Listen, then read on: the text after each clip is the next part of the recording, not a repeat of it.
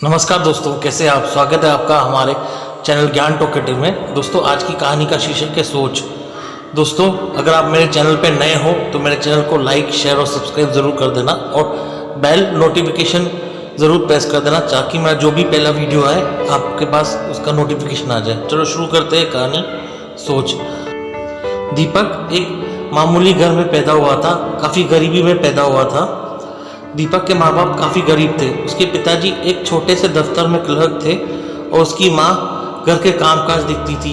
इतनी बुरी स्थिति के बावजूद भी दीपक पढ़ाई में काफ़ी होशियार था। दीपक जब थोड़ा बड़ा हुआ तो उसने अपने ही कक्षा में अव्वल दर्जा आया। हर बार वो अव्वल दर्जा आता ही था पूरे कक्षा में। दीपक अपनी परिस्थिति को बदलना चाहता था। एक बार उसने अपने पिताजी को कहा, मैं पैदा गरीब हुआ हूँ पर मैं मरूंगा नहीं। ये सोच के पिताजी ने बोला, गरीबों की ज़िंदगी हमेशा एक जैसी ही होती है। तब दीपक ने अपने पिताजी को कोई जवाब नहीं दिया। उसने मन में ठाना कि मैं पिताजी की ये गलत सोच बदलवा के ही रहूँगा। जैसे जैसे दिन बीते, अब दीपक 10वीं कक्षा में पहुँच गया था। 10वीं कक्षा में भी उसने काफ़ी अच्छे नंबरों से पास किया। अब वो आगे की पढ़ाई पूरी करना चाहता था, जबकि उसके माँ बाप की इतनी अच्छी स्थिति नहीं थी, क्योंकि आगे की पढ़ाई उन्हें मालूम था काफ़ी खर्चा होगा, क्योंकि अभी दीपक 10वीं के बाद काफ़ी खर्चा उन्हें झेलना होगा। तो उसके पिताजी ने कहा, दीपक अब मैं तुम्हारे पढ़ाई का बोझ नहीं उठा सकता।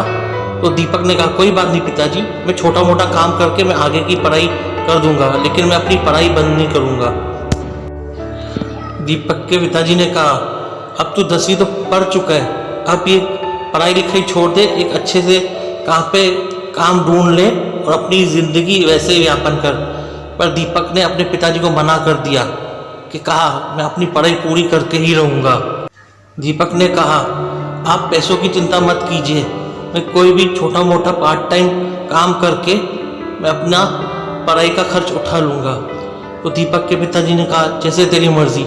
जैसे मैंने आपको पहले बताया था, दीपक पढ़ाई में काफ़ी होशियार था। उसने 10वीं के बाद साइंस लेने का सोचा। जैसे वो 12वीं में पहुंचा तो उसने साइंस लिया और साइंस में ही वो आगे बढ़ना चाहता था। असल में उसे डॉक्टर बनना था दीपक को, और अपने माँ बाप का नाम ऊंचा करना था। दीपक 12वीं में भी उसने अच्छे खासे नंबर लिए, और क्योंकि 12वीं में भी अच्छे खासे नंबर लेने होते ताकि हम डॉक्टर ले सके, उसने साइंस लिया था, जैसे मैंने आपको बताया, साइंस विद बायोलॉजी। और उसके बाद उसने 12वीं के बाद MBBS एग्ज़ाम के लिए, एंट्र एग्ज़ाम के लिए बैठा। पता नहीं कैसे साल बीतते गए और वो अपने पार्ट टाइम जॉब के साथ अपना MBBS भी की पढ़ाई भी पूरी कर ली उसने।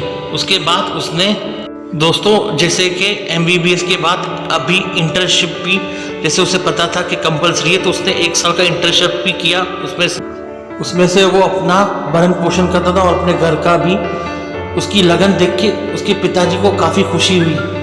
उसके पिताजी ने कहा कि मुझे माफ़ कर देना दीपक, मैं गलत था, मेरी छोटी सी सोच के वजह से मुझे आज शर्मिंदा होना पड़ा। तो दीपक ने कहा, कोई बात नहीं पिताजी, कभी भी इंसान को बड़ा सोचने से कभी भी हिचकिचाहट नहीं महसूस करनी चाहिए।